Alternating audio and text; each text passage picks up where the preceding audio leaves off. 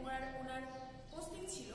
তো উনি যা যা এক্সপেরিয়েন্স করেছেন ভালো খারাপ সব মিলিয়ে উনি একটি অটোবায়োগ্রাফি লিখে গেছেন। তো সেই রিলেটেড একটি টেক্সট। তো চলো আমরা চলে যাই আমাদের টেক্সটে। এটি মেইনলি মডেল কোশ্চেন 55। তো চলো আমরা আমাদের টেক্সটে চলে যাই। We set out on the evening of July 21st. আমরা জুলাইয়ের 21 তারিখে আমাদের যাত্রা শুরু করলাম। Food was scarce in the village, so Abdul packed a suitcase with 2 loaves and some tea and tins of milk, cheese and jam.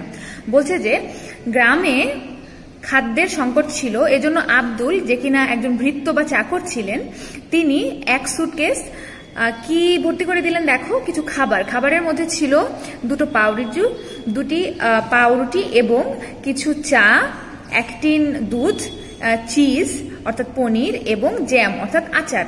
So we travelled intermediate class in a cross country train, not uncomfortably crowded. বলছে যে আমরা একটি cross country train অর্থাৎ 2 দেশের মধ্যবর্তী একটি ট্রেনে আমরা যাচ্ছিলাম, যা তার ইন্টারমিডিয়েট ক্লাস অর্থাৎ মধ্যবর্তী আমরা ক্লাসে ছিলাম। মানে তোমার ট্রেনের কিন্তু বিভিন্ন ক্লাস থাকে, যেমন ফার্স্ট ক্লাস, ইন্টারমিডিয়েট ক্লাস, তারপর থার্ড ক্লাস, সেকেন্ড ক্লাস। তো উনি ছিলেন একটা ইন্টারমিডিয়েট ক্লাসে, ওনার বুকিং ছিল। নট আনকমফর্টেবলি ক্রাউডেড, বলছে যে খুব বেশি একটা ভিড় ছিল না ট্রেনে। Through a country of shadowy লাভলিনেস, বলছে যে আমরা গ্রামের মধ্যে দিয়ে যাচ্ছিলাম, আলো আধারির মধ্যে দিয়ে যাচ্ছিলাম। It was a moonlit night of broken soft clouds, এটি ছিল জ্যোৎস্নাস্নাত রাত, অর্থাৎ রাত্রি ছিল জ্যোৎস্নাময় এবং আকাশে কিছু মেঘ ছিল, সফট মেঘ ছিল অর্থাৎ কিছু নরম মেঘ ছিল তুলোর মতো। The land was mostly under water, বলছে যে আশেপাশের ম্যাক্সিমাম জমি ছিল পানির নিচে, অর্থাৎ তখন বর্ষা ছিল। উইথ প্যাডি, এবং সেখানে ধানও ছিল। And cocoa palms growing from it, এবং সেখানে কিন্তু অনেক নারকেল গাছ ছিল। কোকো পাম অর্থ হচ্ছে নারকেল গাছ। And a few raised cart tracks and groups of cottages islanded among clumps of bushes, বলছে যে সেখানে ঝোপঝাড়ের মাঝখানে ছিল কিছু ঘরবাড়ি। And a few raised car tracks, আচ্ছা, অল রিফ্লেক্টেড অ্যামং শ্যাডোস, যা কিনা আমরা হচ্ছে আলো আধারির মাঝখান দিয়ে দেখতে পাচ্ছিলাম। অর্থাৎ ট্রেনে যেতে যেতে তিনি যখন জানলা দিয়ে বাইরে তাকালেন, তিনি সব দেখতে পাচ্ছিলেন এবং তিনি দেখলেন যে সেখানে ঝোপঝাড়ের মাঝখানে অনেক দূরে দূরে কিছু ছোট ছোট ঘরবাড়ি ছিল। Here and there was the red glow of a cooking fire, অর্থাৎ এখানে সেখানে ছিল কিছু হচ্ছে আগুনের বাতি। অর্থাৎ আগেকার দিনে কিন্তু গ্রামে গঞ্জে সবাই চুলোয় রান্না করতো, তখন তো গ্যাস ছিল না, সে কারণে দূরে দূরে দেখা যাচ্ছিল চুলোর আগুন, তারা সবাই রান্না করছিল। যেহেতু ঘর বাড়িগুলো অনেক দূরে দূরে ছিল, সেটা ছোট ছোট দেখা যাচ্ছিল, মানে চুলোর আগুন একদম বিন্দুর মতো দেখা যাচ্ছিল। Or the lantern of a fisherman's boat in open water, অথবা ওরা নদীতে দেখতে পাচ্ছিল, অর্থাৎ যিনি বলছেন সেই মহিলা, উনি দূরে কোনো নদীতে দেখতে পাচ্ছিল যে মাঝিরা বা যারা জেলে তারা নৌকাতে আলো বা বাতি জ্বালিয়ে মাছ মারছে রাত্রে।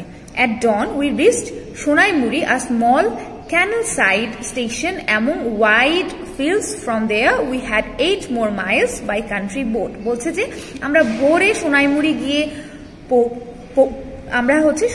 গিয়ে পৌঁছালাম। অর্থাৎ সোনাইমুড়ি হচ্ছে ওনার ডেস্টিনেশন ছিল, উনি কিন্তু মেইনলি সোনাইমুড়ির দিকেই যাচ্ছিলেন।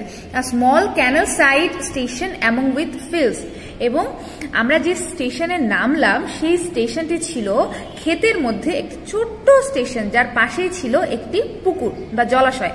From there we had 8 more miles by country boat, এবং সেখান থেকে আমরা আরো 8 মাইল গেলাম একটি ছোট গ্রামের নৌকার মাধ্যমে। Some of it along the canal, some of it across the flooded paddy fields, অর্থাৎ বলছে আমরা কখনো কখনো জলাশয় পার করছিলাম, আবার কখনো কখনো আমরা বিলের মাঝখান দিয়ে যাচ্ছিলাম। অর্থাৎ বর্ষার দিনে কিন্তু যে ক্ষেত, সেই ক্ষেতের মধ্যে কিন্তু পানি জমে যায় এবং পানি জমে কিন্তু বিল হয়ে যায়। তো কখনো কখনো তিনি জলাশয়ের মাঝখান দিয়ে, নৌকার মাঝখান দিয়ে যাচ্ছিল, আবার কখনো কখনো তিনি যাচ্ছিলেন যে ক্ষেতের মধ্যে পানি জমে গেছে সেই বিলের মাঝখান দিয়ে।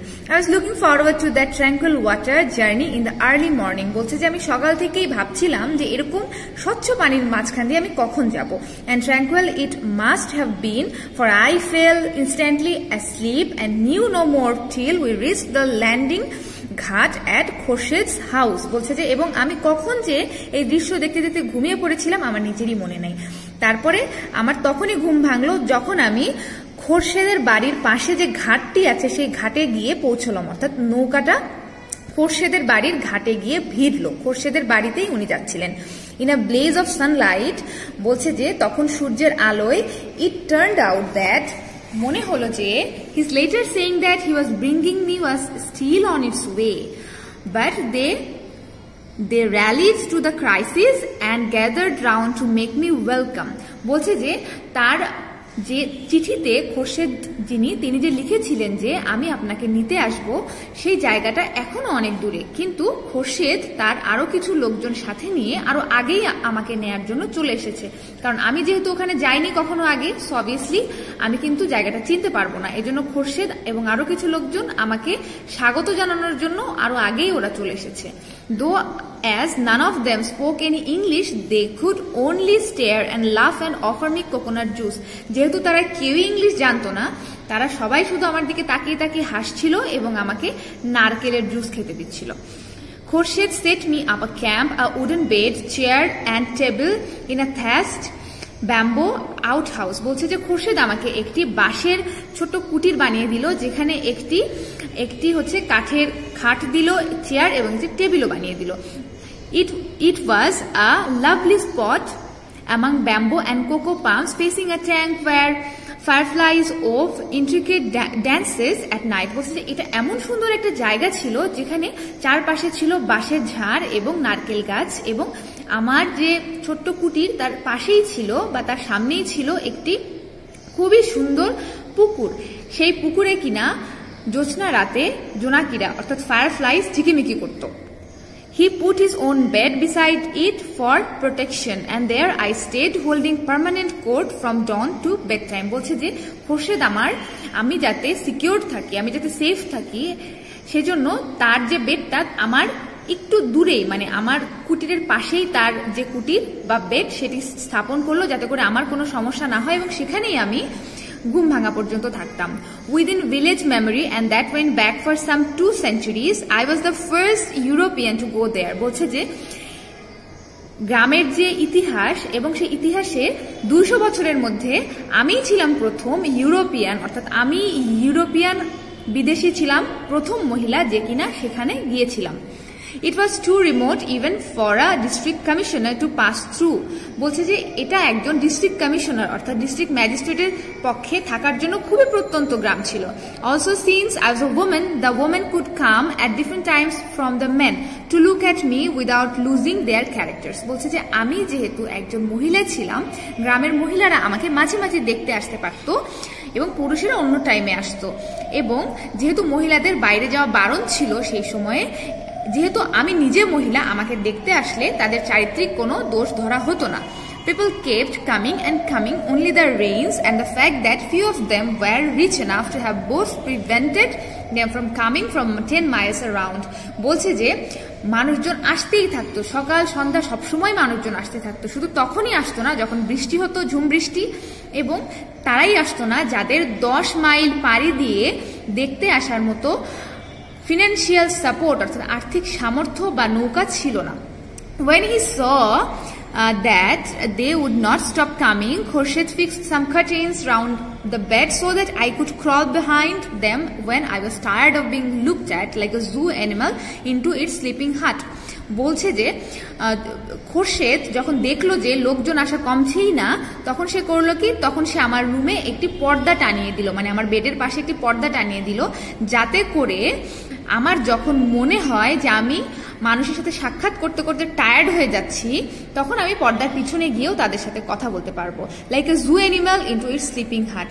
ঠিক যেমনটি চিড়িয়াখানায় একটা পশু তার ঘুমের সময় তার খাঁচার মধ্যে থাকে, অর্থাৎ আমি ছিলাম চিড়িয়াখানার একটা পশুর মতো, এবং আমাকে দিন রাত 24 ঘন্টা দূর দূরান্ত থেকে মানুষজন দেখতে আসতো, যাতে কিনা খোরশেদ নিজেও খুব বিরক্ত হতো, এবং সে কারণেই সে আমার যে বেড তার বেডের পাশে একটি পর্দা টানিয়ে দিল, যাতে করে আমার টায়ার্ড লাগলে আমি পর্দার পিছনে চলে গিয়ে ওখান থেকেও কথা বলতে পারতাম। Even then the little hut would fill up with women and children. বলছে তারপরও মহিলা এবং বাচ্চাদের দ্বারা আমার ছোট্ট কুটির সব সময় পরিপূর্ণ থাকতো। Children followed when I went out and when Khurshid remonstrated, a small boy pleaded। Children followed then when I went out. আমি যখনই বাইরে যেতাম আমার আশেপাশে সারাক্ষণ বাচ্চাদের একটা দল থাকতো। And when Khorshed remonstrated a small boy, এবং যখন খোরশেদ একটা বাচ্চাকে মানা করলো যে না এখন ম্যাডাম তোমাদের কারোর সাথে দেখা করবে না, করতে চাচ্ছেন না, আ স্মল বয় প্লিডেড, একটা ছোট্ট বালক আর্জি করলো যে ডোন্ট সেন্ড আস অ্যাওয়ে, দয়া করে আমাদের দূরে ঠেলে দিবেন না, আমাদের পাঠিয়ে দিবেন না। After she is gone not even a strange bird will come to the village. সে চলে গেলে বা তিনি যদি চলে যান তারপরে আমাদের গ্রামে একটা অপরিচিত পাখিও আসবে না। মানে গ্রামটা ছিল এতই প্রত্যন্ত অঞ্চলে, সেখানে শহরের লোকজন আসতোই না।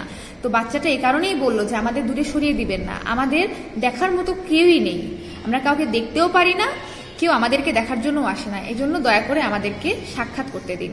I stood up to the celebrity for the 2 days, 2 দিনের জন্য ছিলাম আমি ওই গ্রামের একজন সেলিব্রিটি, অর্থাৎ বিখ্যাত একজন ব্যক্তি। উই হ্যাড প্ল্যান্ড, আমরা যা ভেবেছিলাম 2 দিনের মধ্যেই আমি সেলিব্রিটি হয়ে গেলাম।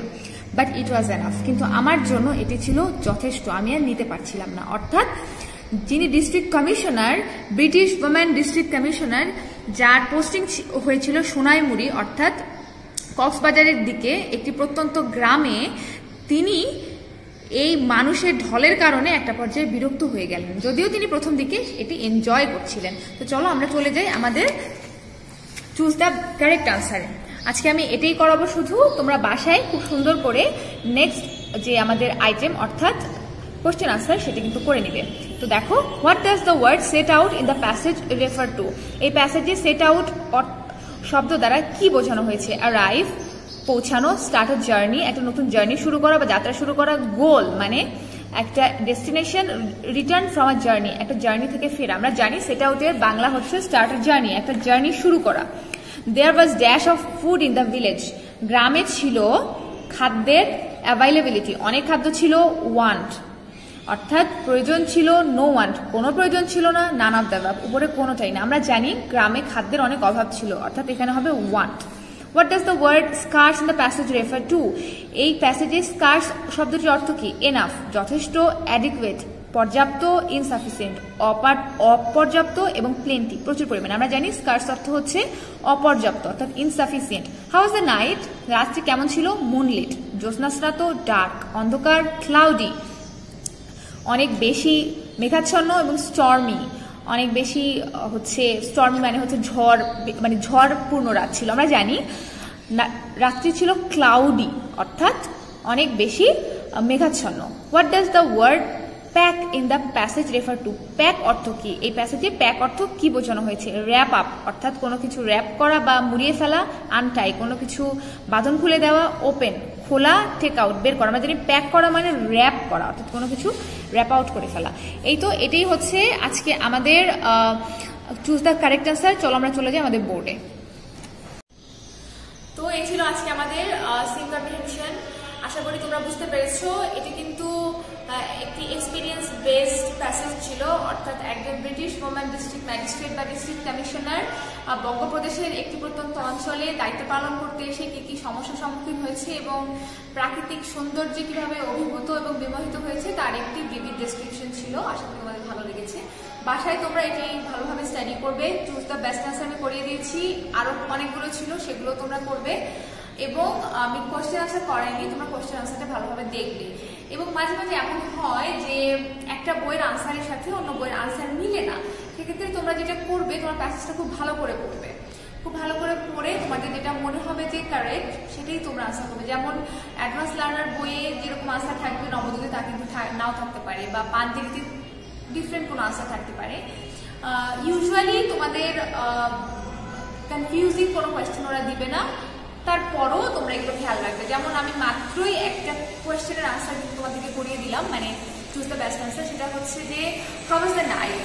নাইটটা কেমন ছিল? মানে তোমার হচ্ছে যিনি নিজের এক্সপিরিয়েন্স শেয়ার করছেন তিনি যখন ওই গ্রামে আসছিলেন রাত্রেবেলা, রাতটা কেমন ছিল? রাতটা কিন্তু দুরকমই ছিল, ক্লাউডিও ছিল আবার মুনলিটও ছিল।